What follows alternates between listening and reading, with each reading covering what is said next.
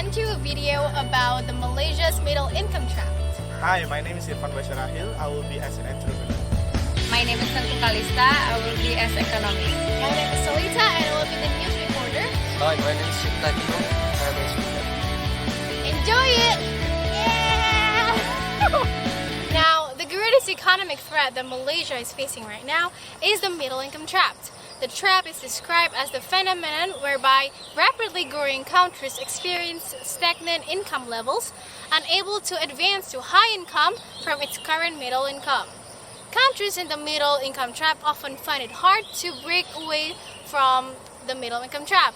An article by The Economist reported that only 13 countries in history has escaped from the middle income trap, and Malaysia is absent from the list. Despite local economists arguing that Malaysia has broke free from the middle income trap, its effects are still felt till today, and there is always a chance of falling back into the trap.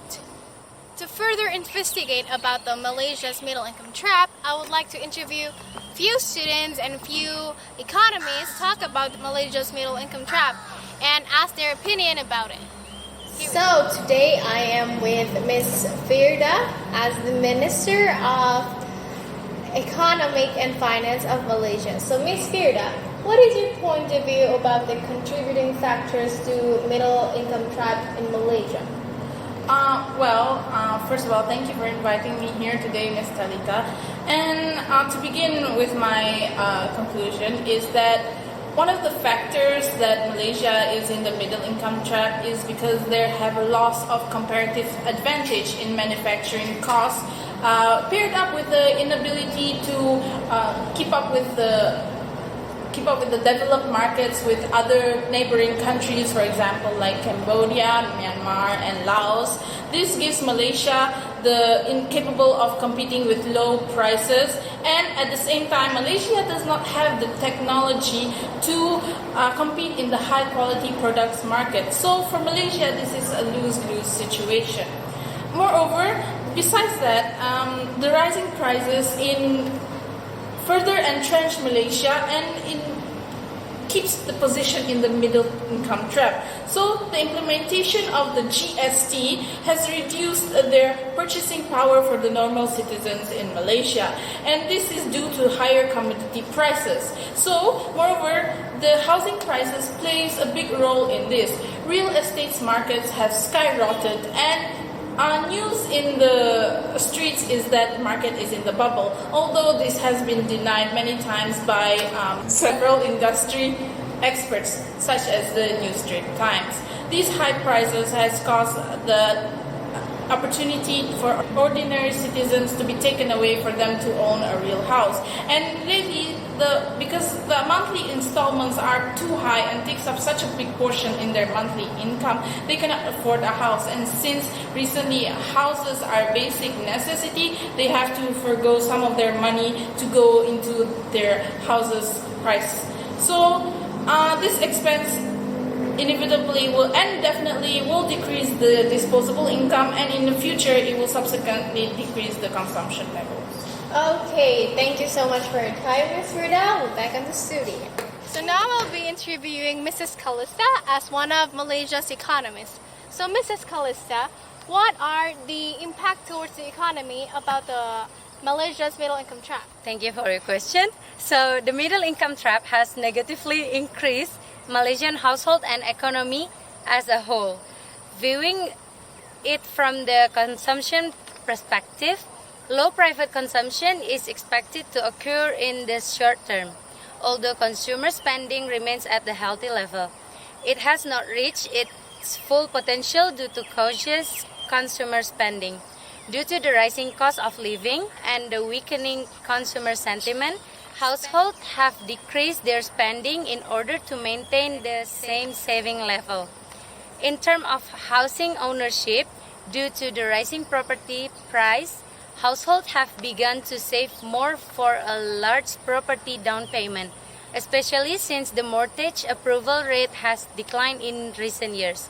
As a result, a leakage from the market circular flow is expected, which will be a further headwind for Malaysia to achieve its high income nation goal. Okay, thank you so much, Mrs. CALLYSTA, the Yeah. economist. Back to the studio. Now, I would like to interview one of Malaysia's widely known entrepreneur, Mr. BASYARAHIL. So, Mr. Irfan BASYARAHIL, as an entrepreneur, what are the possible solutions to overcome this middle income trap in Malaysia? Okay, first of all, thank you for having me. From my perspective as a businessman, the possible solutions that the government can do or should do to overcome the middle income trap, several measures should be taken in order to boost business activity in Malaysia. Data shows that 65% of total employment in Malaysia are provided by small and medium enterprises. This data, I took it from the World Bank 2016. This small and medium entrepreneur contributed nearly 36% of Malaysia GDP.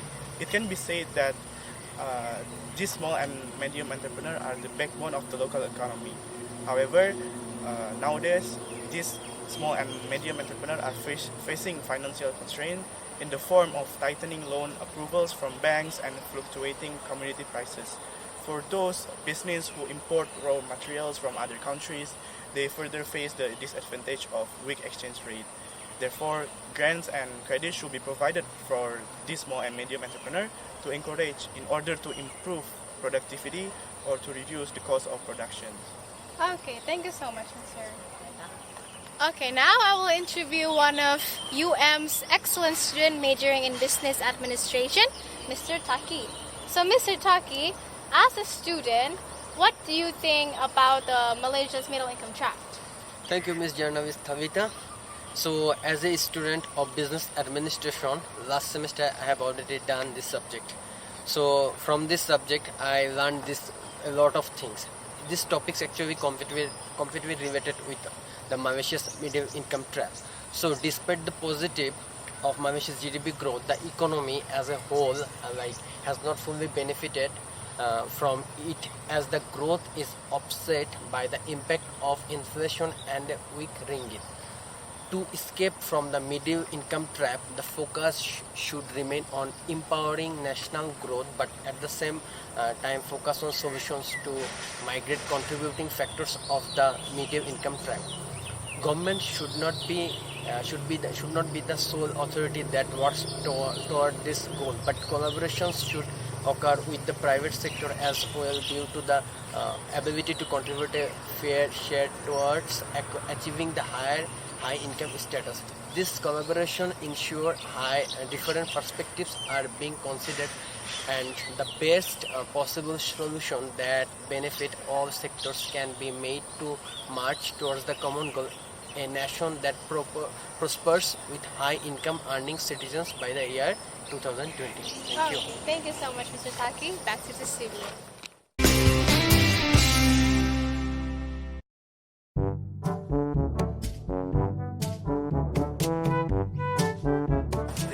Hello guys!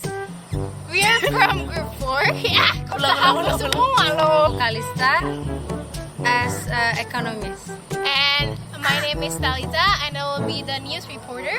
My name is SHAIKH, IMAM. I'm a student. Hope you like it.